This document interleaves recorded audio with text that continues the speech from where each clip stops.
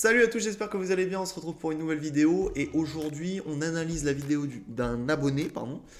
Et en gros on va regarder les points forts et les points faibles à améliorer, bah évidemment dans le même but, hein, d'être plus fort, de devenir meilleur ou bad. Donc voilà, allez c'est parti. Donc là on analyse donc la personne au t-shirt bleu. On regarde un petit peu ses points forts, ses points faibles ensemble. Et aussi, hein, ça a pour but de vous montrer que les analyses vidéo, c'est important. C'est vraiment la clé de la progression. Et du coup, j'ai envoyé ça, hein, vous avez vu dans la description. Vous avez les analyses de vidéo. Donc pour ceux qui souhaitent aller plus loin, ceux qui souhaitent progresser au bad, vous m'envoyez votre vidéo. Et puis je vous dis les points forts et les points faibles à améliorer, comme on va faire dans cette vidéo. Allez, donc... Premier temps, je vais regarder un petit peu les jambes. Donc, est-ce que au niveau des jambes, c'est bien ou il y a des choses à améliorer? Donc, première chose à noter. Ah, ok, donc ça déjà, c'est intéressant. Alors, quand il attend jambe gauche devant. Vous avez vu, à partir du moment où il lève le volant, il lève et après, hop, il vient se mettre jambe gauche devant. Donc là, il a fait une faute, mais vous allez voir ça. Donc ça, c'est un premier élément à noter. Donc, quand vous êtes droitier, on va surtout favoriser jambe droite devant. Regardez, là vous avez vu, il est jambe gauche devant.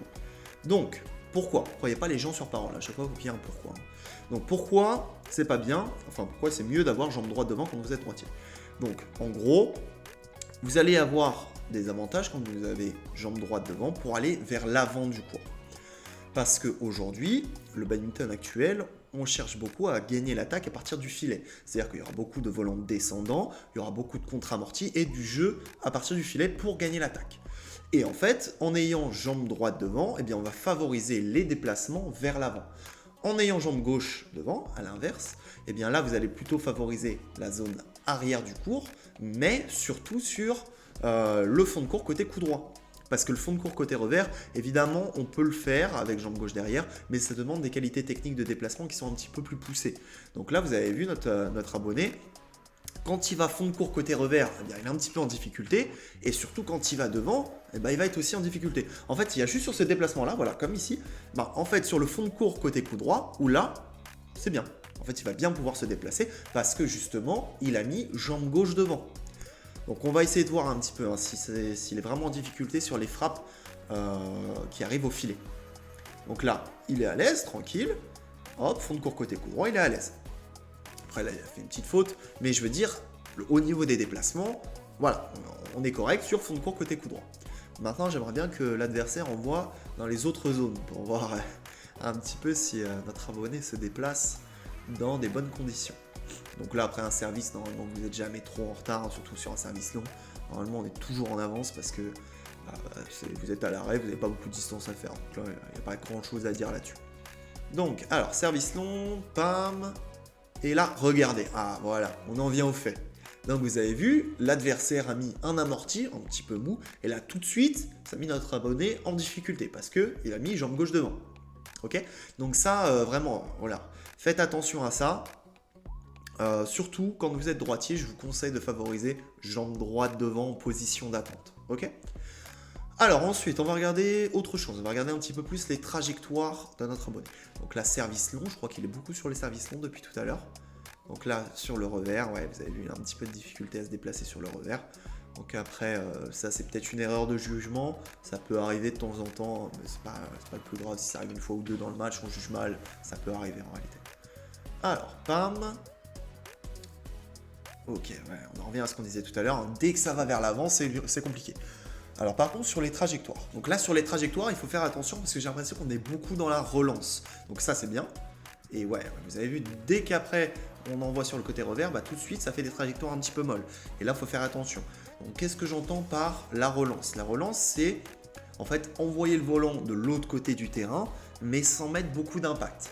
Donc ça, j'appelle ça de la relance. Donc en gros, il faut éviter de faire de la relance parce que on essaye à chaque fois, sur chaque frappe, de faire mal à l'adversaire. On cherche toujours à taper un petit peu plus fort, à avoir de l'impact dans son volant pour mettre en difficulté l'adversaire et aussi pour être en meilleure position pour le coup d'après. Parce que si vous faites que de la relance, c'est-à-dire que vous laissez l'adversaire créer le jeu, et ça, il ne faut pas. Regardez, là, on est sur des dégagements qui n'ont pas énormément d'impact. Et derrière, bah, l'adversaire, il a le choix. Il peut descendre le volant, il peut se matcher, il peut faire des dégagements, il peut faire un petit peu tout, il peut nous balader. Donc il faut faire vraiment attention avec la relance. Ok? Donc ce que je vous conseille, donc je parle à l'abonné là qu'on analyse, mais aussi pour vous. Ça valable pour tout le monde. Toujours du poids et de la vitesse. Faites attention à ça. Du poids et de la vitesse, toujours. Donc c'est-à-dire qu'on cherche à aller une frappe en avançant dans le volant. En avançant dans le volant, vous allez gagner de l'impact et du poids dans vos frappes. Et aussi, on cherche toujours à taper un petit peu plus fort dans le volant. Vous n'allez pas lui faire mal. Hein. Mais voilà, on cherche toujours à taper fort dans le volant. Ça ne veut pas dire qu'il faut se matcher tout, mais ça veut dire toujours une belle trajectoire qui descend. Ou alors, si je fais un dégagement plus offensif. Voilà, pour chercher vraiment à mettre l'adversaire en difficulté. Donc voilà, ça sur les trajectoires, hein, faites attention, parce que regardez, si c'est trop mou, je vous prends l'exemple, si c'est trop mou, vous faites une trajectoire qui est un peu molle, bah comment ça va se passer? Sur un amorti, si l'amorti est un peu trop mou, eh bien, l'adversaire, qu'est-ce qu'il va faire? Regardez, on prend la situation, je fais un revers, ça tombe juste derrière le filet. Bah, il suffit juste que l'adversaire mette un petit peu les jambes, et là, derrière, il fait contre-amorti, et ça retombe lui aussi, juste derrière le filet. Et dans ce cas, vous, qui avez fait votre frappe molle, bah forcément ça va vous mettre en difficulté sur le coup d'après. Et l'adversaire est en facilité. Donc vous avez vu, c'est un petit peu ça qu'il faut comprendre. Si je mets de l'impact et du poids dans mon volant, je me mets en situation favorable pour le coup d'après et l'adversaire sera plus en difficulté. A l'inverse, si je fais une trajectoire molle, eh ben, ça met mon adversaire en facilité et moi en difficulté sur le coup d'après. Ok? Donc pour l'instant, on a noté deux choses. Donc jambe droite devant quand vous êtes en position d'attente, ou alors jambe parallèle, vous faites votre reprise d'appui au moment où l'adversaire frappe, et dans ce cas, après, vous mettez l'orientation de votre choix. Mais je vous conseille en position d'attente pour l'instant de faire jambe droite devant si vous êtes droitier, jambe gauche devant si vous êtes gaucher. Allez, c'est reparti. Maintenant, on va regarder un petit peu l'aspect global du jeu. Qu'est-ce qu'il faut améliorer, qu'est-ce qu'il faut garder. Donc là, ok, ça croise. La trajectoire un petit peu plus puissante, vous avez vu, même si le revers il monte un petit peu, dans l'idéal il faudrait qu'il descende plus, mais vu qu'il y a du poids et de la vitesse, bah derrière il était en position à peu près favorable pour le coup d'après, il a pu rattraper le volant. Et si c'était mou, la même chose, mais mou, bah là dans ce cas il serait pris un smash et le point aurait été fini. C'est ce que je voulais vous faire comprendre tout à l'heure. Donc là, dégagement, donc un peu de la relance. Là, c'est un petit peu haut, faire attention. Toujours des trajectoires propres. Hein. Ça veut dire que on cherche à mettre de l'impact, on avance dans sa frappe à chaque fois. Il ne faut pas jouer juste avec le bras. On cherche toujours à avancer, un petit pas en avançant. Mais vous allez voir, ça fait toute la différence. Donc là, il est dedans, il est dehors. Est-ce qu'il est dedans? Non, il est dedans. Bon, ok. Deuxième erreur de jugement, faire attention à ça. Prendre des repères sur le terrain. Ok, service court, donc là, ok, bien, une bonne trajectoire. Ah là, c'est dommage. Là, par contre, il fallait descendre le volant, absolument.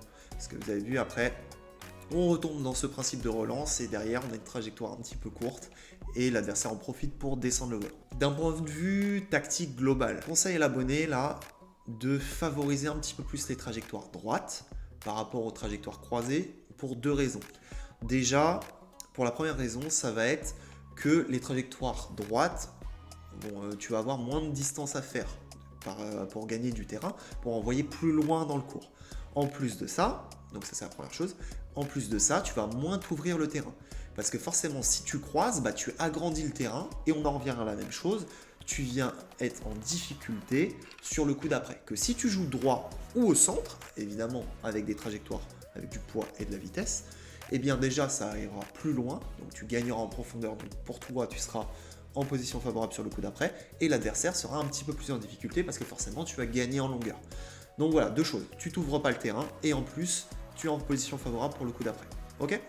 Donc voilà, favorise plutôt trajectoire droite ou alors au centre par rapport aux trajectoires croisées. Alors, après, qu'est-ce qu'on peut noter en plus?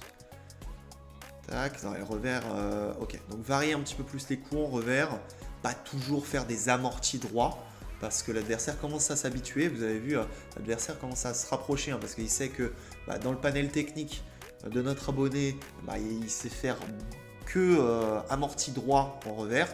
Donc là, on va chercher à améliorer amorti droit, on va varier donc amorti droit, amorti au centre, amorti croisé, pour pour équilibrer un petit peu ces frappes-là, pas que au centre. On va dire qu'on va faire allez, 70% du temps droit, 15% du temps au centre, 15% du temps croisé. Ok, c'est pour vous donner un ordre d'idée par rapport à ce qu'on a dit juste avant. Donc après, ce qu'on peut... Alors, c'est quoi le litige là? Le volant. Ah, je pense qu'il lui demande de ramener le volant. C'est ça? Ok. Ah oui, ça c'est un petit combat mental, hein, mais ça a son importance. Hein. C'est pas à vous d'aller chercher le volant quand l'adversaire a fait une faute au filet. Hein. C'est à l'adversaire de vous ramener le volant. Donc après, évidemment, si vous voulez enchaîner, vous pouvez récupérer le volant si vous voulez garder le rythme et enchaîner vos frappes. Mais par contre, si vous avez besoin d'un petit peu plus de récupération, physiquement, mentalement, prendre un petit peu plus de temps, et bien dans ce cas, c'est vraiment à l'adversaire d'aller chercher le volant et de vous l'envoyer. Ok. Donc voilà, c'est une petite notion mentale. Tiens, d'ailleurs, on va parler un petit peu de mental. Là, je trouve que c'est vraiment bien l'abonné ce qu'il fait, c'est-à-dire que l'adversaire, il crée un petit peu sur certains points. C'est-à-dire qu'il va faire un show, je crois, un truc comme ça, quand chacun a son truc. Et notre adversaire, notre abonné, il réagit pas, il reste avec des émotions très très neutres. C'est-à-dire qu'il ne va pas montrer la fatigue, il ne va pas montrer de signes de frustration, et même il ne va pas montrer d'émotion en général.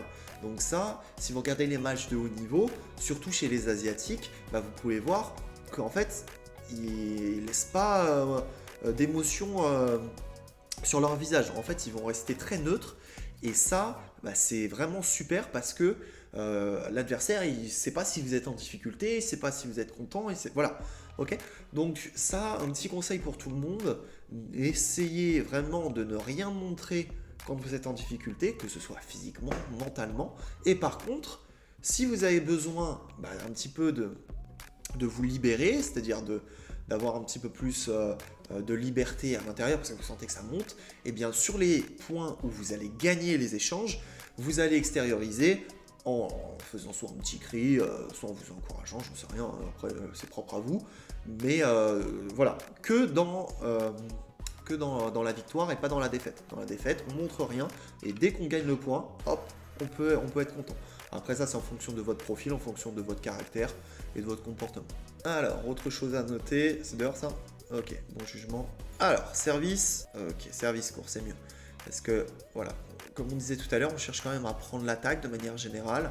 Et quand on cherche à prendre l'attaque, on va essayer de servir court un maximum. Parce que sinon, on repart sur ce qu'on disait tout à l'heure. Si on sert long, on est un petit peu dans le service, dans cette routine de relance. C'est pas ce qu'on veut. Le service long, il sert avant tout à surprendre l'adversaire. Okay, mais sinon, majoritairement, on va servir court.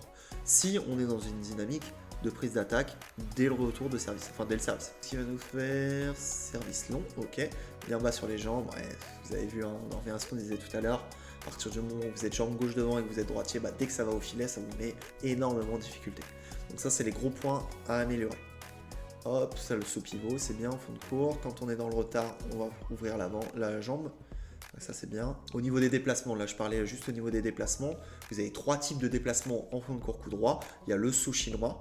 Donc vous allez faire pas chasser, saut d'interception et taper. Sinon vous allez faire le saut pivot quand vous êtes en situation favorable et vous cherchez à descendre le volant. Ou sinon quand vous êtes un petit peu dans le retard en fond de cours coup droit, vous cherchez à faire pas chasser, fendre sur l'extérieur et après vous faites votre frappe en revenant vite dans le terrain.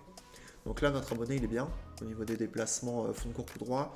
Et voilà, on peut toujours aller plus vite, on peut toujours les améliorer, mais globalement on est bien. Là il a changé le service, c'est intéressant. Il est passé de service revers à service coup droit. Pourquoi pas? Si vous sentez que vous êtes en difficulté à servir en revers, servez en coup droit. Hein. Si vous voyez que l'adversaire est plus en difficulté sur les services revers, sur les services coup droit, vous servez en coup droit. Hein. C'est toujours la même chose. On regarde toujours par rapport à un adversaire. Si l'adversaire est en difficulté sur un tel service, sur un service court en coup droit, sur un service court en revers, eh bien vous voyez, vous adaptez l'adversaire, est-ce qu'il est en difficulté sur tel ou tel service, et vous faites le service en question. Ok. Alors, autre chose à noter, tac, service long, hop, et pam, voilà, c'est bien d'être plus offensif, voilà, ça c'est bien, ce point est nickel, on fait un beau service avec une bonne longueur, et derrière, on descend le volant, on cherche toujours à faire mal à l'adversaire. Tac, et là on descend le volant, voilà. Et tout de suite c'est pas pareil, voilà, tout de suite c'est pas pareil. On cherche à être offensif. Ah ça c'est dommage par contre. Ça, c'est dommage. Vous avez vu, il fait un beau service. L'adversaire, il est en difficulté sur les services longs. Enfin, en difficulté. Il va nous donner un volant favorable pour le coup d'après. Nous, on décide de descendre le volant, c'est très bien. Et puis après, on fait le petit jeu contre-amorti sur contre-amorti. C'est dommage. Chaque frappe, faut faire mal à l'adversaire. Là, c'est très bien. On descend les volants, on descend les volants, on descend les volants. Et on va chercher juste à renvoyer les volants en fond de cours, et bien quand l'adversaire va s'avancer un petit peu plus, quand l'adversaire va jouer un peu plus au filet. Voilà, mais sinon, on cherche à descendre les volants, à être offensif sur chaque frappe. Si on tombe dans ce principe de relance, vous allez voir que l'adversaire ne va jamais être en difficulté, et c'est dommage. On cherche toujours à mettre l'adversaire en difficulté. Donc pourquoi pas, voilà. Un coup, voilà, on envoie en fond de cours, et l'autre coup, hop, on descend le volant. Toujours la même chose.